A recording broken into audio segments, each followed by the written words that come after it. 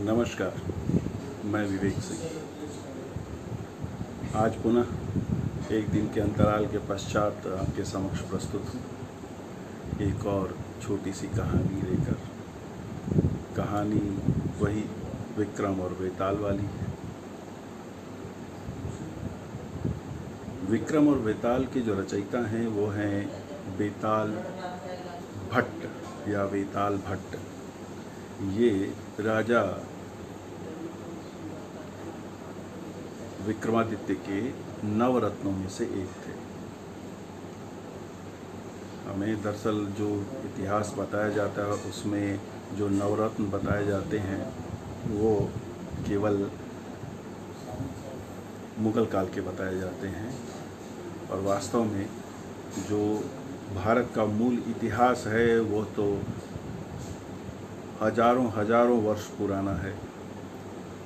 कई काल हुए, कई ऐसे राजा हुए जिनके विशेष सहायक थे, मंत्री थे, विद्वान थे। तो नवरत्नों का इतिहास भारतीय संस्कृति में बहुत पुराना है। तो वेताल भट्ट भी राजा विक्रमादित्य के नवरत्नों में से एक थे, और उन्होंने इसका संकलन और रचना जो भी कहिए वेताल पचीसी की थी। उस वेताल पचीसी में से एक कहानी और है आपके सामने आज प्रस्तुत कर रहा हूँ। कथानुसार चित्रकूट नाम का राज्य है। चित्रकूट का रामायण से भी इतिहास जुड़ा हुआ है, वही चित्रकूट। वहाँ एक राजा थे। वे राजा बहुत ही प्रतापी थे, राज्य सुखमय था, सब अपना कार्य करते थे, सबके पास कार्य था। तो एक अच्छा सशक्त राज्य था उनका, राजा चित्रकूट का जो राज्य था। वो राजा पराक्रमी बहुत थे, लोग उन्हें पसंद बहुत करते थे, किंतु उनका विवाह नहीं हुआ था। और इस बात का राजा को स्वयं भी दुख था कि मैं इतना धीर वीर हूँ, क्षमा कीजिएगा, राजा को ये था कि मैं बहुत धीर वीर हूँ, किंतु फिर भी उनका विवाह नहीं हुआ था। तो वे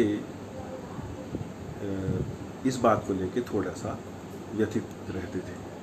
तो एक बार क्या हुआ कि राजा को लगा कि मुझे अपने मनोरंजन के लिए कहीं बाहर आखेट पर जाना चाहिए, मृगया पे जाना चाहिए। मृगया अर्थात या आखेट अर्थात शिकार। शिकार फारसी भाषा का शब्द है, और उसका मूल या हिंदी जो शब्द है वह है आखेट या मृगया। मृगया। तो वो मृगया के लिए निकलते हैं, और उन्हें वो उस वन क्षेत्र में जब वो देख रहे थे तो एक सिंह देखा उन्होंने, शेर, जो कि बहुत ही बलशाली, बहुत ही बलिष्ठ, हृष्ट-पुष्ट दिखाई दे रहा था। तो उन्होंने वह अपना उसका पीछा करना शुरू किया, उस सिंह का। सिंह भी बहुत तेज़ी से दौड़ा, ये भी दौड़े, लेकिन और इस पर उन्होंने बाण वर्षा की, खूब सारे बाण चलाए। एक बाण सिंह को लग गया, किंतु वह सिंह उस बाण लगने के बाद भी बहुत तेज़ी से वन के अंदर जाने लगा। राजा ने घोड़े पे बैठे हुए उसका पीछा किया, किंतु वह नहीं दिखा। तो राजा ने फिर एड़ लगाई, और वो एड़ इतनी ज़ोर से लगी घोड़े को कि घोड़ा अत्यंत द्रुत गति से दौड़ने लगा। बिना किसी सीमा का ध्यान रखते हुए वह अत्यंत द्रुत गति से दौड़ता गया। राजा उसे रोकने का प्रयास भी कर रहा था, किंतु वह नहीं रुक रहा था। और अंततः क्या हुआ कि वह एक स्थान पे जाके रुका जहाँ जो कि दूसरे राज्य की सीमा में 10-15 कोस अंदर था। अर्थात आज की भाषा में कहें तो जो राजा था वो दूसरी टेरिटरी में चला गया था, दूसरे के क्षेत्र में, दूसरे के देश में चला गया था, बिना किसी नियमावली का पालन किए। पर हुआ ये अनजाने में था, आखेट करते करते वो पहुंच गया। अब क्योंकि वह दूसरा राज्य था तो उसे दिशा भ्रम हो गया। वह सोचने लगा किधर जाऊं किधर नहीं जाऊं। तो क्योंकि वो काफ़ी समय से दौड़ रहा था घोड़ा और काफ़ी समय से आखेट कर रहे थे, तो इसलिए वो थक भी गए थे। तो वो राजा ढूंढने लगे कहीं पे कोई जल की व्यवस्था हो। तो एक सरोवर दिखाई दिया, उसमें खूब सारे कमल भी उगे हुए थे, पानी वहाँ का निर्मल प्रतीत हो रहा था। तो राजा ने पहले घोड़े को जल पिलाया। उसके पश्चात राजा ने स्वयं भी वहाँ स्नान किया और थोड़ा सा विश्राम करके वो सोचने लगे कि यहाँ पे कहीं रहने की और कुछ भोजन की व्यवस्था हो जाए, क्योंकि ये एकदम ही अनजाना क्षेत्र है, अज्ञात क्षेत्र है। यह नहीं मालूम कि कौन क्या कहाँ हूँ मैं। तो वो वन में जैसे ही चल रहे थे तो कुछ दूरी पे उन्हें एक वृक्ष के नीचे एक सुंदर स्त्री दिखाई दी जो कि पुष्पमाला बना रही थी। तो वो सोचने लगे कि इस घोर वन के अंदर यह स्त्री यहाँ पे कैसे, और यह पुष्पमाला किस लिए बना रही है। तो उत्सुकतावश वह उस स्त्री की ओर जाने लगे। उधर वो जो स्त्री माला बना रही थी, वह उसने जब देखा कि एक व्यक्ति घोड़े के साथ उसकी तरफ आ रहा है, तो वह सोचने लगी कि इस वन क्षेत्र में यहाँ कौन आया है, और ये देखने में तो ये एक राजसी व्यक्ति लगता है, किंतु यहाँ कैसे। अब जो राजा था वो अपना घोड़े पे जैसे जैसे निकट आने लगा, तो ये जो स्त्री थी या जो कन्या थी, ये थोड़ी भयभीत होकर आगे बढ़ने लगी। तो राजा ने आवाज़ देकर बोला कि क्या आपके नगर में, आपके ग्राम में, आपके क्षेत्र के अंदर अतिथि का इसी प्रकार सत्कार किया जाता है। मैं यहाँ पे आखेट करता हुआ आया हूँ और मुझे ज्ञात नहीं है कि मैं कहाँ पे पहुँच गया हूँ। मुझे दिशा भ्रम हो गया है, तो इसलिए मैं यहाँ घूम रहा हूँ। तो वो जो कन्या थी वो तो कुछ नहीं बोली, उसकी एक सहेली थी, उसने कहा कि ये मुनि कण्व की पुत्री है और इसकी जो माता है वो एक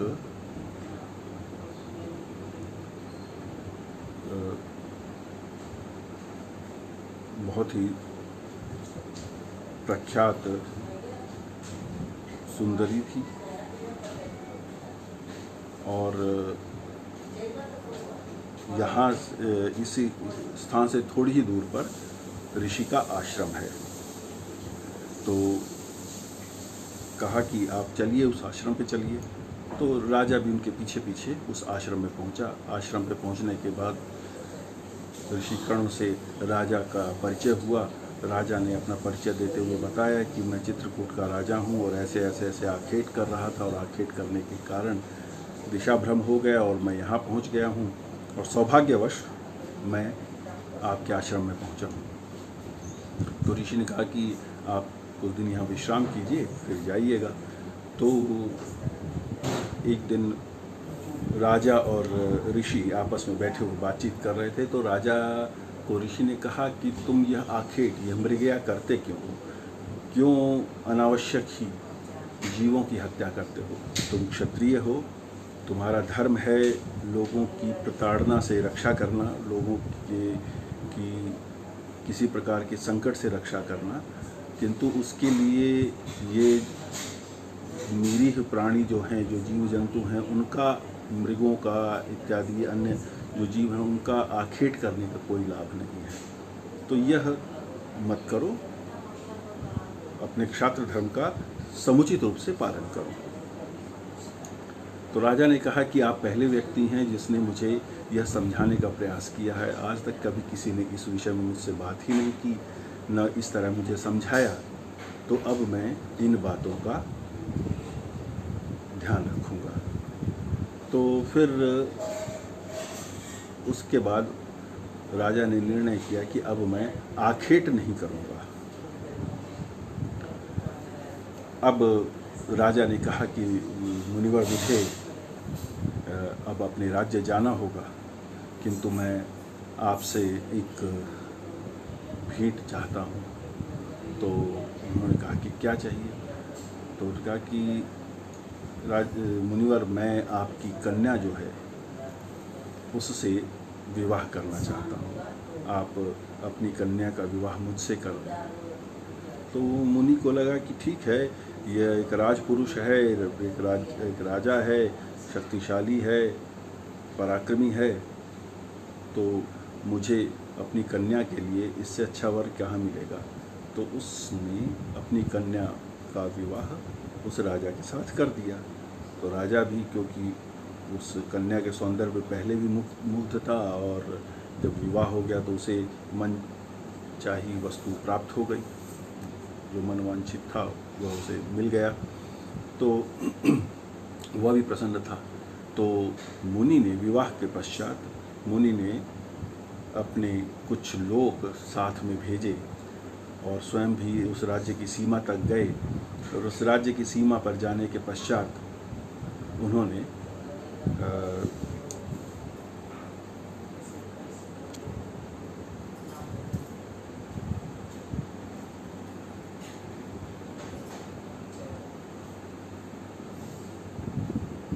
वो राज्य की सीमा जाने पर पहुंचने के पश्चात उन्होंने अपनी विदाई दी अपनी कन्या को और अपने दामाद उस राजा को, और कहा कि आप प्रसन्नतापूर्वक अपना जीवन यापन कीजिए अपने राज्य में। तो राजा, अब जो भी कुछ लोग साथ में ऋषि के आश्रम से उनके साथ जा रहे थे, उनके साथ चल रहे थे, तो चलते चलते मार्ग में रात हो गई। तो अब उन्होंने निर्णय किया कि यहीं विश्राम कहीं किया जाए। तो वहाँ एक पीपल का वृक्ष दिखाई दिया। उस पीपल के वृक्ष के नीचे तो राजा के और रानी के, मतलब राजा की जो पत्नी थी, अब तो रानी हो गई वो, उन दोनों की विश्राम की व्यवस्था की गई, और आसपास बाकी लोग भी अपने विश्राम की व्यवस्था करके सुबह उठे। तो उन्होंने प्रस्थान का जैसे ही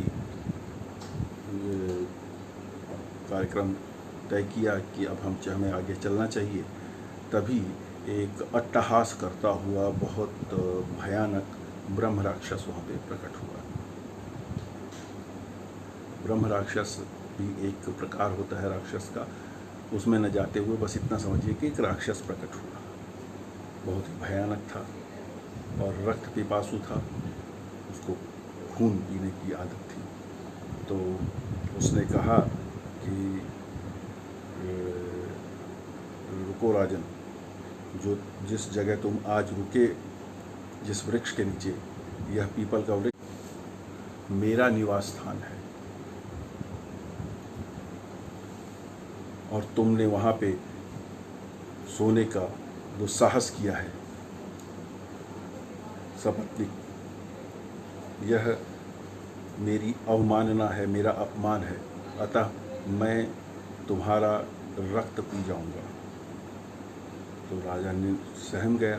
उसने कहा कि देखिए, मैं यहाँ का राजा हूँ और ये मेरी पत्नी है, हम अपने राज्य में आ रहे हैं, और अभी मुझे ज्ञात नहीं था, यह अज्ञानतावश हुआ है, इसके लिए क्षमा करें। कहते नहीं, मैं तुम्हें केवल एक परिस्थिति में क्षमा कर सकता हूँ, एक कंडीशन में क्षमा कर सकता हूँ कि तुम मेरे सामने एक 7 वर्ष का निर्भीक, निडर, तेजस्वी ब्राह्मण पुत्र ले आओ। देखिए अब ब्रह्म राक्षस क्या कंडीशन रख रहा है, क्या परिस्थिति बताता है कि राजा को अगर अपने प्राण बचाने हैं तो क्या करना होगा। एक तेजस्वी, निर्भीक ब्राह्मण पुत्र जिसकी आयु 7 वर्ष तक की ही हो, उसे लाओ। उसके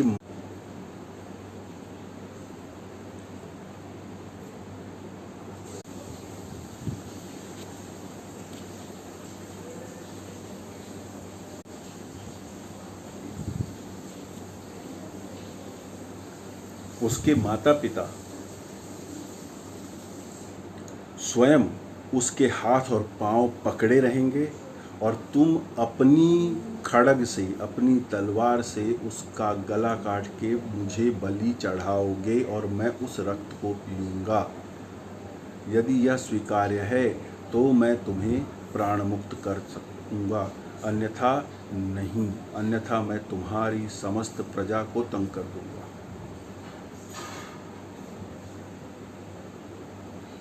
और इसके लिए तुम्हें मैं 7 दिन का समय देता हूँ। तो राजा ने कहा कि ठीक है, मैं 7 दिन के अंदर ऐसा व्यक्ति, ऐसा ब्राह्मण पुत्र आपके समक्ष प्रस्तुत कर दूंगा और मैं स्वयं उसकी बलि दूंगा जैसा कि आपने कहा है। और फिर इसके बाद राजा चल पड़ा अपनी राजधानी की ओर। जब राजधानी की ओर जब पहुंचा, तो धीरे धीरे सबको पता लगने लगा कि राजा विवाह कर, आज कुछ नेटवर्क में समस्या हो रही है।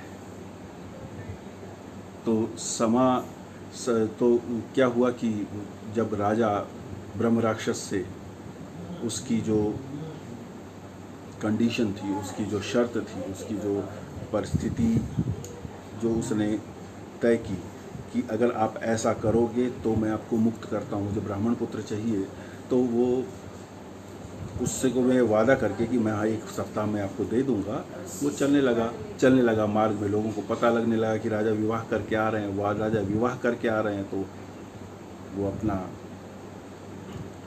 समाचार धीरे धीरे फैला। तो उनकी जो सेना है इत्यादि, उन सबको पता लगा, तो वो भी वहाँ पहुँच गए। तो अब राजा पूरी सुरक्षा में अपने लाव लश्कर के साथ अपने महल में पहुँचा और उस दिन वहाँ पे उत्सव मनाया गया कि राजा का विवाह हुआ है और एक मुनि कन्या है, बहुत सुंदर है आदि इत्यादि। तो राजा भी उस उत्सव में रहा शामिल, लेकिन अंदर उसके वह भय भी था कि मैंने एक ब्रह्म राक्षस को वचन दे दिया है, वह मैं कैसे पूरा करूँगा। तो वो जो कार्यक्रम समाप्त हुआ, अगले दिन उसने अपने मंत्रियों को बुलाया और उन्हें बताया, और बताया कि ऐसी ऐसी बात है और मुझे एक 7 वर्ष तक की आयु का निर्भीक ब्राह्मण पुत्र चाहिए और उसकी बलि देनी होगी। तो इस पर मंत्री ने कहा कि ठीक है, इसकी व्यवस्था हो जाएगी। तो मंत्री ने तुरंत ही एक स्वर्ण की 7 वर्ष की आयु के बालक के आकार की मूर्ति बनाने का आदेश दिया। उस पर रत्न इत्यादि जड़े गए और उसको लेकर उस राज्य के गांव-गांव में घुमाया गया, एक पालकी में बैठा रखकर उस मूर्ति को, उस स्वर्ण की मूर्ति, रत्न जड़ित जो स्वर्ण की मूर्ति थी उसको, कि हमें एक 7 वर्ष तक की आयु का निर्भीक और विद्वान ब्राह्मण पुत्र चाहिए और उसकी बलि दी जाएगी उसके, और जो इसको स्वीकार कर देगा, जो ये ऐसा करेगा, उसको यह स्वर्ण की जो मूर्ति है वो और उस पे जो रत्न है, यह सब उसको, उस व्यक्ति को मिल जाएगा जो अपनी संतान या वो उसके सगे संबंधी हैं उसको। तो संतान को कोई बलि कैसे देना चाहेगा? तो ये तो एक बहुत कठिन परिस्थिति है और कोई भी माता पिता इसके लिए तैयार नहीं होगा। लेकिन हुआ क्या कि जब एक गांव से गुजर रहे थे तो वही पालकी और वो मुनादी हो रही थी, वो घोषणा हो रही थी कि यदि कोई 7 वर्ष तक की आयु का विद्वान और निर्भीक ब्राह्मण पुत्र बलि देने को तैयार है तो उसके संबंधियों को, माता पिता को यह मूर्ति, स्वर्ण की मूर्ति, रत्न जड़ित स्वर्ण मूर्ति मिलेगी। तो एक बालक ने सुना, उसने कहा अपने माता पिता से कि आप लोग इसके लिए अपनी हाँ कह दीजिए, आप इसको स्वीकार कर लीजिए और मुझे राजा के यहाँ छोड़ दीजिए, मैं बलि के लिए तैयार हूँ। तो माता पिता कहने लगे कि तू हमारी अकेली संतान है, हम तुझे कैसे बलि के लिए तैयार कर दें। तो उसने कहा कि यह जीवन तो क्षणभंगुर है और मेरा संतान होने के कारण जो कर्तव्य है वो यही है कि मैं आप लोगों को सुख दे सकूं। वैसे भी हमारा जो जीवन है वह निर्धनता में चल रहा है। अगर मेरी बलि हो जाती है तो आप लोग कम से कम वैभव में तो रह सकेंगे, ऐश्वर्य के साथ अपना समस्त जीवन यापन कर सकेंगे। ऐसा कह के जो भी वो अंततः उसने अपने माता पिता को समझा दिया। तो उसके माता पिता ने अपनी स्वीकृति दे दी और यह बात राजा तक पहुंच गई कि वह एक ब्राह्मण दंपत्ति हैं, उनका एक पुत्र है जो कि 7 वर्ष की आयु का है, विद्वान भी है, निर्भीक भी है और वह बलि के लिए तत्पर है। तो जो नियत दिन था 7वां दिन, राजा उस ब्राह्मण बालक के माता पिता, ब्राह्मण बालक एवं उसके जो सगे संबंधी थे एवं समस्त प्रजा जिनमें जिसको पता लगा वो लगभग सभी उस स्थान पर पहुँचे। राजा ने घोषणा की ब्रह्म राक्षस को कि ये आइए आप, मैं अपने वचनानुसार यह बलि के लिए ब्राह्मण पुत्र ले आया हूँ, ताकि आप इसकी बलि ले लीजिए और मुझे प्राण भय से मुक्त कीजिए। तो जो ब्रह्म राक्षस था वो आया, वो तब रक्त पीकर आया होगा। तो वो सारी तैयारियां आरंभ हो गई कि अब इसकी बलि दी जाए। राजा भी अपनी खड़ग तैयार करके बैठा था। वो एक स्थान पे उस बालक को लेटाया जाएगा जहाँ पे बलि दी जाएगी। माता पिता भी उसके हाथ पांव पकड़ के तैयार हो गए। तो जैसे ही ब्रह्म राक्षस प्रकट हुआ तो और राजा उसकी बलि देने को तैयार हुआ तो बालक मुस्कुराया। उसने ब्रह्म राक्षस की तरफ देखा, बिना किसी भय के एकदम निर्भीक भाव से देखा और फिर वह बहुत जोर से अट्टहास की भांति हंसने लगा और काफ़ी देर तक हंसता रहा। वह ब्राह्मण बालक जो 7 वर्ष की आयु का था। बलि के समय कहानी यहाँ पे समाप्त हो जाती है। अब बेताल फिर राजा विक्रमादित्य से प्रश्न करता है कि बलि के समय जब सब कुछ भयावह हो गया है, एक व्यक्ति के लिए हो जाता है, सामान्य व्यक्ति के लिए, वह बालक हंसा क्यों? वह ब्राह्मण बालक हंसा क्यों? और कि यदि तुम्हें इसका उत्तर मालूम है और नहीं इसका उत्तर दोगे तो तुम्हारा सर टुकड़े टुकड़े हो जाएगा और यदि बोलोगे तो मैं उड़ के वापस उसी वृक्ष पर चला जाऊंगा। तो राजा विक्रमादित्य ने कहा कि वह बालक निर्भीक था, विद्वान था, उसे जीवन की क्षणभंगुरता का ज्ञान था। जीवन कितना अल्प है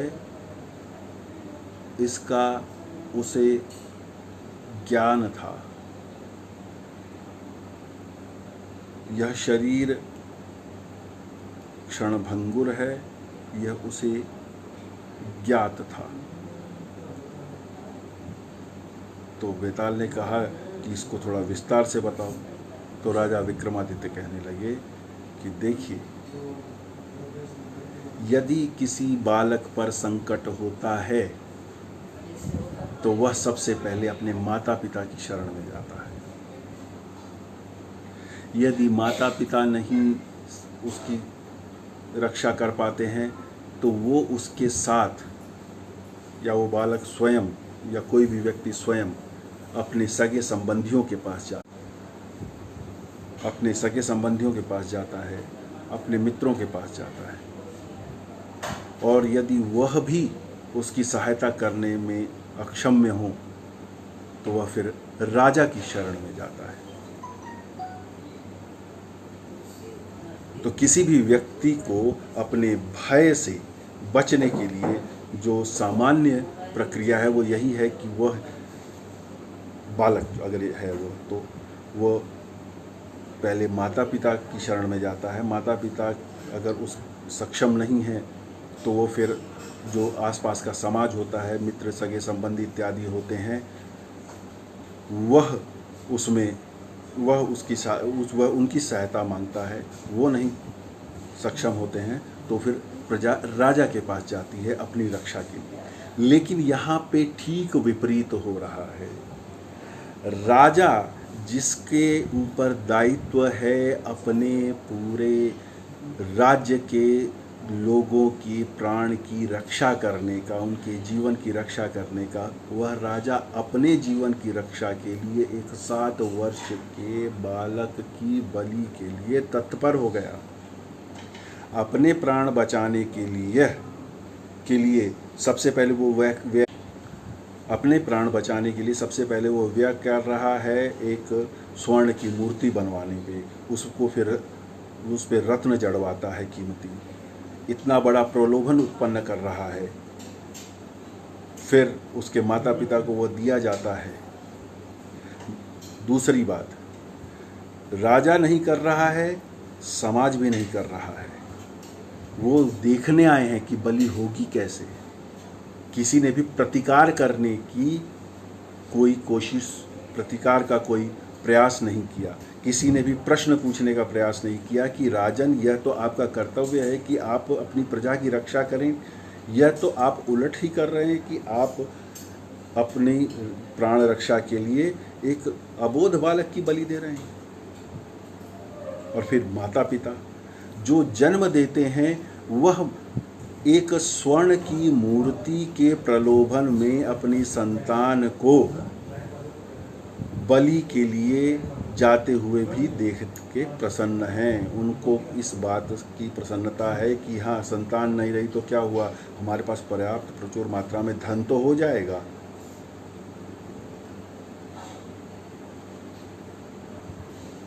तो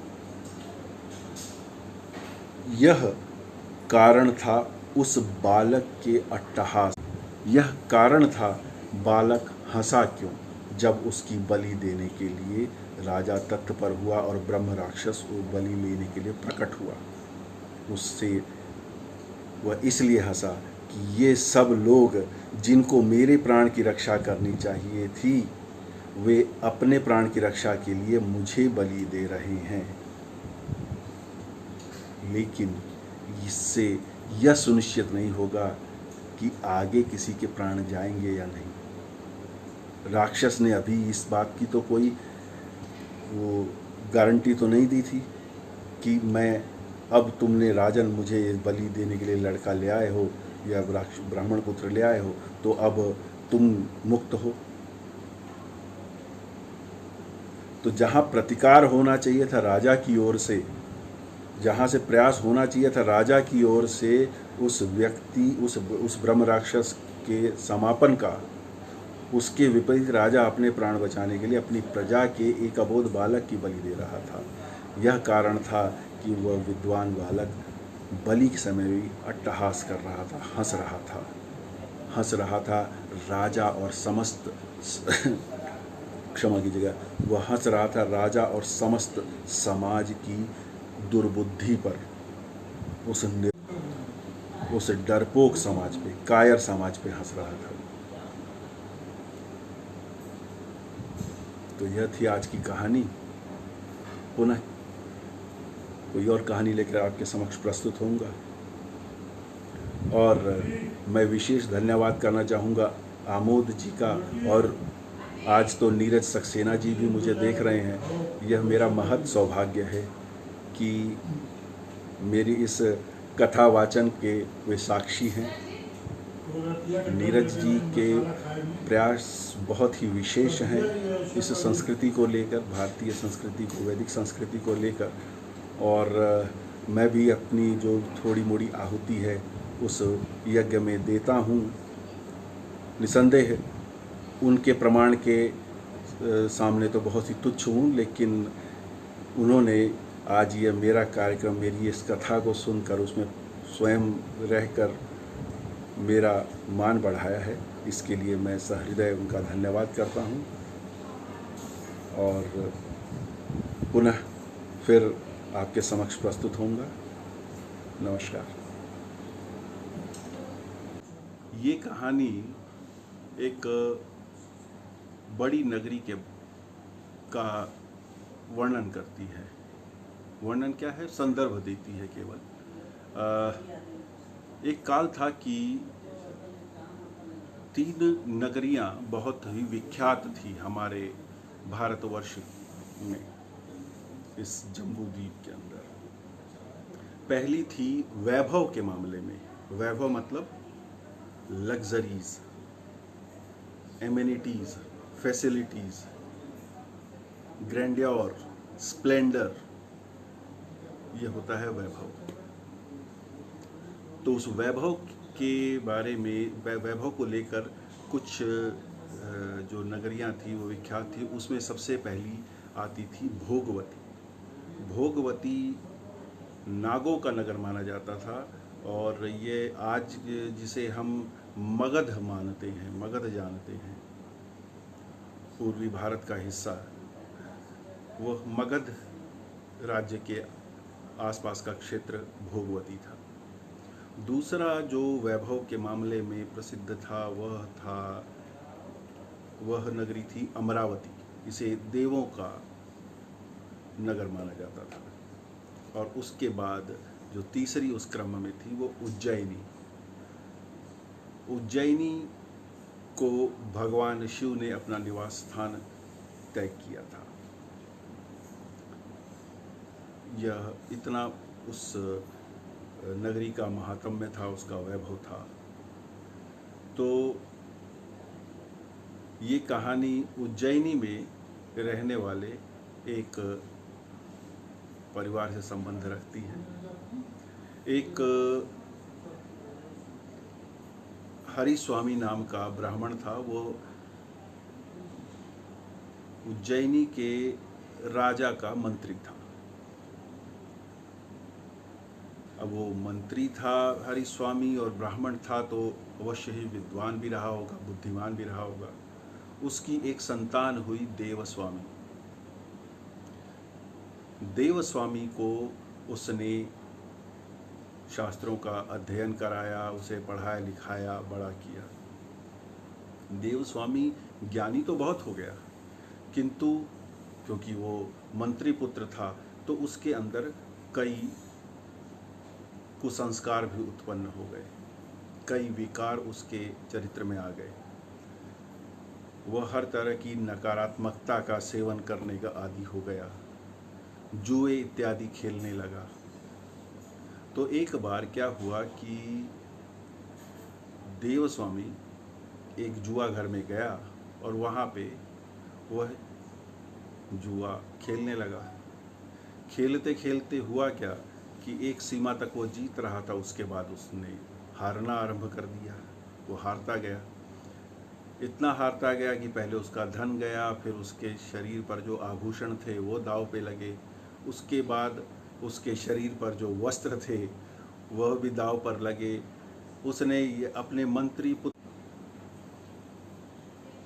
अपने मंत्री पुत्र होने का जो एक प्रभाव था उसका भी प्रयोग किया और उससे कुछ उधार लेकर फिर दांव पे लगाया। किंतु अंततः वह ऐसा हुआ कि वह सब कुछ हार गया और उसकी देनदारी बन गई।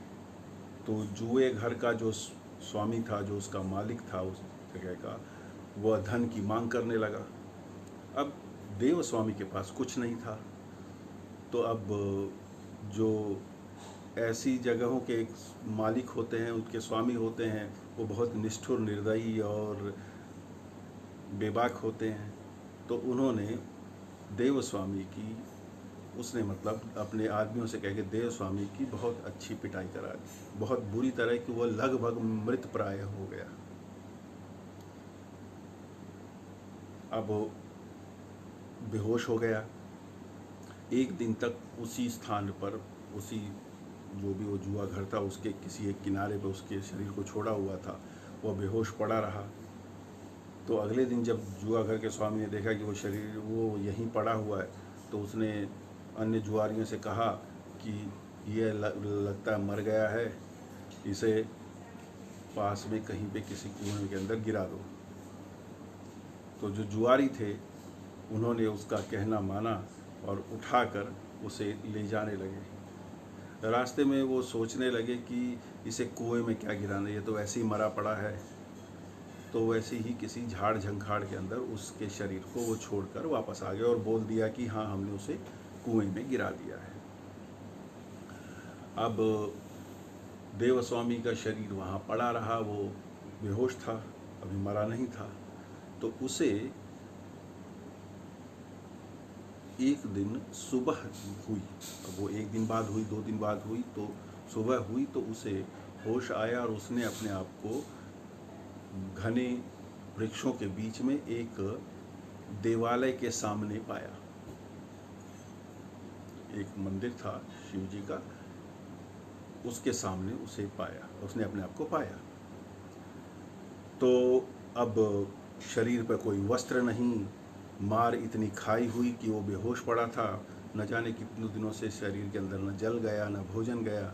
तो वो कमज़ोर भी बहुत महसूस कर रहा था, बहुत ही अपने आप को निर्बल महसूस कर रहा था। तो उसने देखा कि मंदिर है, तो सोचा कि मंदिर के अंदर चलता हूँ, कुछ प्रार्थना करता हूँ भगवान से। तो मंदिर के अंदर गया और उसने अपनी प्रार्थना की कि भगवान मेरी प्राण रक्षा करो, कुछ करो। तभी उस मंदिर में एक तपस्वी ने प्रवेश किया और उसके पूरे शरीर पर जो राख होती है वो लगी हुई थी, भस्म लगी हुई थी। और उसने कहा कि ये जो स्थल है ये मेरा है और मैं यहाँ रहता हूँ, तुम्हारे साथ क्या हुआ। तो उस देवस्वामी ने अपनी सारी जो घटना हुई वह सारी उस तपस्वी को बता दी। तो तपस्वी ने कहा कि ठीक है, कोई बात नहीं, मैं आज भिक्षा मांग के लाया हूँ, तो उसमें से कुछ तुम भी ग्रहण कर लो। तो उसने कहा जी कि आप जो भिक्षा लेकर आए हैं वो तो आपके लिए भी पर्याप्त न हो शायद, तो उसमें आप मुझे क्यों हिस्सा दे रहे हैं। तो वो हंसने लगे और बगल में ही एक उन्होंने अपनी कुटिया बनाई हुई थी उस तपस्वी ने, वो उसमें चले गए बिना कुछ कहे। और वहाँ उन्होंने अपनी कुछ मंत्र साधना की तो एक देवी प्रकट हुई। उसने पूछा कि क्या आदेश है मेरे लिए। तो उन्होंने कहा कि ये जो बाहर यह आगंतुक आया है इसके विश्राम की व्यवस्था कर दीजिए। तो उन्होंने कहा कि ठीक है, जो आज्ञा। तो वह जो स्त्री थी, वह देवी थी, वो गई देवस्वामी के पास कि आप आइए, आप थोड़ा विश्राम कर लीजिए। तो उसने एक निर्माण कर दिया एक भवन का। अब वो भवन, चाहे हम उसे कह सकते हैं कि वो जादू से निर्माण किया या जो भी था, जो भी भ्रम उत्पन्न किया, जैसा भी कहिए, लेकिन उसके विश्राम की व्यवस्था के लिए एक बहुत ही अच्छा एक भवन निर्माण किया। वो भवन में उस व्यक्ति ने प्रवेश किया तो वहाँ देखा कि वहाँ पे सुख साधन पर्याप्त हैं। और उसने फिर वहाँ जो भी स्नानागार था वहाँ पे स्नान इत्यादि किया, उसे वस्त्र दिए गए, वस्त्र उसने पहने। तत्पश्चात उसने बहुत अच्छा भोजन उसके सामने प्रस्तुत हुआ, उसने भोजन किया और फिर एक बहुत ही नर्म आरामदायक उसके लिए शायिका दी गई, बिस्तर दिया गया और वह उस पर सो गया। और सोने के लिए उसका हाथ पांव दबाने के लिए भी 2-4 स्त्रियां आ गई। तो कहने का पर्याय ये कि उसे पूरा आराम मिला। अगले दिन सुबह जब वह उठा तो देखा न वहाँ भवन है न कोई और, किंतु उसके शरीर पे वस्त्र थे। तो तभी तपस्वी अपनी कुटिया से बाहर निकले और हंसने लगे कि क्या हुआ। तो देवस्वामी ने कहा कि महाराज ये तो मेरे साथ चमत्कार हो गया, मुझे तो बड़ा ही आरामदायक अनुभव हुआ है। मुझे तो एक महल में ले जाया गया, एक अच्छे भवन में ले जाया गया, वहाँ मैं स्नान किया, वस्त्र पहने, अच्छा भोजन किया, अच्छे बिस्तर पे सोया, और अब यहाँ सब कुछ नहीं है। तो मुझे तो कृपा कीजिए, मैं यहीं रहने को तैयार हूँ, लेकिन आप मुझ पर कुछ कृपा कीजिए। तो तपस्वी ने कहा कि ठीक है, तुमको आज भी रात को ऐसा ही मिलेगा। तो तपस्वी क्या करता था कि वो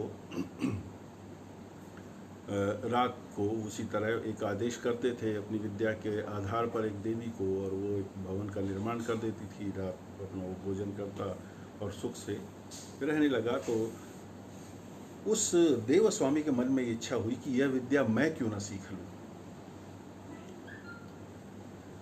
तो वह उस लोभ में उसकी तपस्वी की सेवा करने लगा।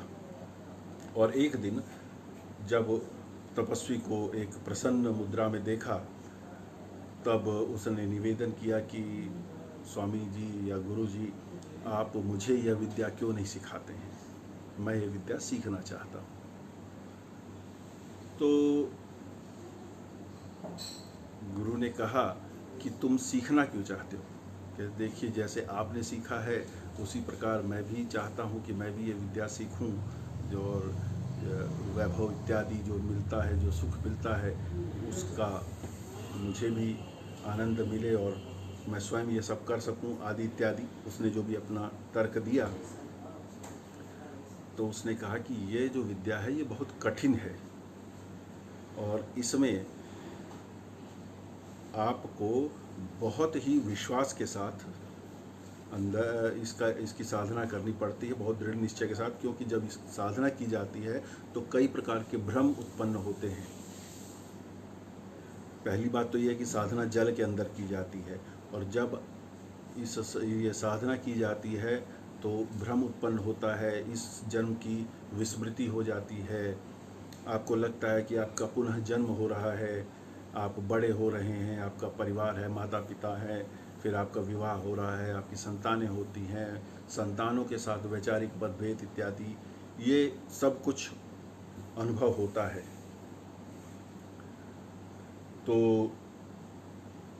उसके बाद एक परीक्षा होती है, उसमें अग्नि में प्रवेश करना पड़ता है, और तब जाकर यह विद्या आती है। यदि आप उस भ्रम के जाल में न पड़ो जो उस विद्या के को सीखते समय आपके आसपास होगा। तो उसने कहा, नहीं गुरुजी, मैं अवश्य इसको करूँगा और मेरा ये दृढ़ निश्चय है। तो गुरु ने कहा, चलिए ठीक है, मैं दे देता हूँ विद्या आपको। तो वो एक जल स्थान, एक नदी के तट पर ले गए और उसे बताया कि जब तुम्हें जल में प्रवेश करना है, उसके बाद यह मंत्र जपते रहना है, और धीरे धीरे फिर तुम्हें वो अलग अलग अनुभव होंगे। और उसमें यह स्मरण रखना है कि तुम्हें अंत में अग्नि में प्रवेश करना पड़ेगा, और अग्नि में प्रवेश करने के पश्चात ही तुम्हें यह विद्या सिद्ध हो पाएगी। तो वो कर गया प्रवेश जल में, और वो करने लगा साधना, जो भी मंत्र गुरु ने दिया था उसको बोलते हुए। तो फिर वही उसको अनुभव हुआ, जन्म, अब इस जन्म की विस्मृति हो गई। उसे ऐसे लगा कि उसका दोबारा कहीं जन्म हुआ है, उसके माता पिता कौन हैं उसकी अनुभूति हुई, अपना बचपन की अनुभूति हुई, बड़ा होते की, विवाह होते की, संतान होते की, आदि इत्यादि। वो सभी अनुभव जो गुरु ने बताए थे वो सभी हुए। तो जब ये सब हो रहा था तो गुरु भी अपनी साधना शक्ति से उसकी साधना को देख रहा था, सुपरवाइज कर रहा था, मॉनिटर कर रहा था। तो जब उसने देखा कि वो एक स्थिति तक पहुंच गया है, और यह इस जन्म की उसको विस्मृति पूरी हो चुकी है, और वो पूरे उसी जन्म में है जिसके बारे में उसने बताया था, तो उसने अपनी शक्ति से, अपनी ध्यान शक्ति या साधना शक्ति से उसको इस जन्म की स्मृति कराई कि अब तुम्हें इसमें से निकलना है और अग्नि में प्रवेश करना है। तो देव स्वामी बाहर निकला जल से और एक जगह अग्नि की व्यवस्था की गई थी। तो अब अग्नि की व्यवस्था थी तो जो आसपास के लोग थे अब वो कौतूहलवश उसको देख रहे थे कि ये क्या करने जा रहा है। कुछ लोग ने ऐसा कहा कि उसके सगे संबंधियों को भी सूचित कर दिया था कि ऐसा ऐसा वो देवस्वामी कर रहा है। तो उसके परिवार के लोग भी आ गए थे और वो भी उसको करने से, अग्नि में प्रवेश करने से मना कर रहे थे। तो देवस्वामी सोचने लगा कि ये अब मुझे अग्नि में प्रवेश करना है, कहीं मैं अग्नि में प्रवेश करने के बाद पुनः जन्म ले ही ना पाऊँ या इस जन्म में वापस आ ही ना सकूँ। किंतु अभी तक जो गुरु ने बताया है वैसा वैसा तो मेरा अनुभव रहा है, तो अब अगर मैं नहीं करता हूँ तो मेरा भी अपमान होगा और गुरु का भी अपमान होगा। तो इस दुविधा में होते हुए वो अग्नि में प्रवेश कर गया और उसे बहुत शीतलता का अनुभव हुआ। उसे किसी प्रकार की ऊष्मा, अग्नि के अंदर तो ऊष्मा होनी चाहिए थी, गर्मी महसूस होनी चाहिए थी, उसे ऊष्मा का अनुभव हुआ ही नहीं, उसे शीतलता का अनुभव हुआ और फिर वो उसमें से बाहर आ गया। बाहर आकर गुरु को उसने बताया कि मेरे साथ ये हुआ और फिर जब मैं अग्नि में गया तो अग्नि में शीतलता का हुआ। गुरु तुरंत चिंतित हो गया कि ये अग्नि में इसे शीतलता का अनुभव क्यों हुआ। और उसके बाद उसे लगा कि कहीं कुछ गड़बड़ हो गई। उसने उससे पूछा कि जो मैंने तुम्हें क्रम बताया था उसी प्रकार सब कुछ किया? उसने कहा हाँ वैसा ही किया। कहते अवश्य तुमसे कुछ त्रुटि हुई है। उसने कहा नहीं, त्रुटि मुझसे तो नहीं हुई, आपने जितना और जैसे बताया था वैसे ही मैंने किया था। तो वो तुरंत अपना ध्यान लगाने लगा और उस जो विद्या उसने सिद्ध की थी उससे उसी देवी को बुलाने लगा, लेकिन वो आई नहीं। तो गुरु समझ गया कि मेरी विद्या समाप्त हो गई है, मेरी विद्या की शक्ति समाप्त हो गई है। तो न चेला सिद्धि प्राप्त कर सका और जो गुरु को विद्या आती थी वह भी चली गई। ये तो थी कहानी। अब इस पर वेताल प्रश्न पूछता है राजा विक्रमादित्य से कि गुरु की विद्या क्यों चली गई और शिष्य को विद्या क्यों नहीं मिली, जबकि वो वैसा ही कर रहा था। तब राजा विक्रमादित्य कहते हैं कि गुरु की जो शिष्य है उसको विद्या इसलिए नहीं मिली क्योंकि उसने गुरु की विद्या पर, गुरु के निर्देशों पर, गुरु द्वारा जो दिया गया प्रोटोकॉल था उस पर संशय किया। वह सुख तो रोज भोगता था, रोज उसको एक नगर बना के दे दिया जाए तो मिलता था और वहाँ पे उसकी परिचरिकाएं होती थी, उसकी सेवा होती थी, अच्छा भोजन मिलता था, अच्छा सोने को मिलता था। किंतु जब उसको प्राप्ति का जो मार्ग गुरु ने बताया वहाँ पे उसने संशय व्यक्त किया कि मैं अग्नि में प्रवेश करूँगा तो जीवित बचूंगा या नहीं। यह जो संशय है अर्थात जो प्रोटोकॉल के अंदर जो डेविएशन है, इस वजह से उसका वो, जिसे हम अगर प्रयोगशाला या साइंस की भाषा में कहें कि वो जो एक्सपेरिमेंट था उसका प्रोटोकॉल ब्रेक हुआ और इस वजह से जो डिज़ायर्ड रिजल्ट था, जो वांछित परिणाम था, जो वांछित फल था, वो नहीं मिल सका। और गुरु की विद्या इसलिए गई क्योंकि उसने योग्य पात्र का चयन नहीं किया, उसने अयोग्य व्यक्ति को विद्या देने का निर्णय ले लिया था। कभी भी किसी भी व्यक्ति को विद्या तब दी जाती है जब उसकी पात्रता होती है, बिना पात्रता के उस विद्या को देंगे तो वह नुकसान करेगा। आज भी